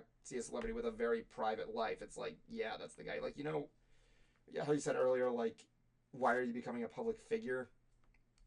Mm-hmm. Making our privacy. Yeah, look up that guy. He has a good way of saying like yeah, you can be a public figure but stay out of the limelight. It's like what? Yeah, that was a really interesting. Yeah, just expect crazy fans. But it sounds like he at least signs autographs for people, and that's at least a compromise that I accept. I mean, it's rare, but yeah. Mm-hmm. Yeah. Uh-huh. But yeah, Right. I like Dream Theater. Dream Theater's. I mean, I'm endorsed with Ernie Ball, and I have 3 Petrucci guitars here. Oh, I can't see that one. Whoa. Yeah. So I have a 4th one coming. They're shipping it out tomorrow. Ernie Ball. I have like a What's it like custom being one being made. sponsored by a guitar company? Like, what are some of the perks or benefits? So I get like Ernie, because I'm endorsed with Ernie Ball and Ernie Ball Music Man, so the strings and the guitars. So strings I get like 80% off strings, Whoa. and guitars I get 50% off. Mm-hmm. 'Cause Jeez. I have like a tier. It's like a tier based thing. Petrucci gets all of his stuff for free. Essentially, he actually gets like X amount of guitars from the run for free. I think that's like kind of a standard thing with, like he gets one of every guitar that's made. Oh yeah. And then there's like a tier 2 probably, and I think I'm like tier 3 or something, or it might be the opposite. I might be tier 1 or I can't remember. But essentially, like they put you on the website, they talk about you, they'll share social media stuff of yours. You can put it in your bio, that kind of thing, and then you get a couple discounts here and there. Right. So, but I get custom guitars made specifically. Like the second one there, it's purple, and I had that made. It's a Mopar Plum Crazy. They didn't even make that guitar in that color, but I asked them to, and they did. Trying to stick out from the other ones I see. Yeah, and I'm on the wrong side. That yellow one is the one I won in the competition. Oh, And then no. that Oh yeah. And then that one's the Ace Frehley guitar, and then this one is a Majesty that I have custom there. And then this one was a custom one that was made. I didn't make it, but I think the person who made it didn't buy it, so they had it just sitting around, and then so I was able to buy it. Zach, we can't thank you enough for coming on the show and Oh, chatting yes. with us. And again, with the whole Jelly Roll video, that really meant the world to me and Jablonski, who sadly his internet went out on him. Yeah, Oh, he no. apologizes. He thanks you for your time and for coming on. He apologized. His internet just like tanked. Apologize for that. That's all right. And I hope one day we can actually meet face to face, because it's always nice, swapping stories with other music geeks. Yeah, no, I agree. Yeah, that'd be Oh, fun. Yeah, I appreciate you having me on, and if you do it again, let me know. Of course. Absolutely, and we put all your links in the description, man. Yes. Cool, thank you. Of course. All right, thank you so much for joining us, and thank you guys all for watching. We'll see you guys next time. It's the end of the show, so don't blow it. It's the end of the show, so don't blow it. It's the end of the show, so don't blow it. End it right.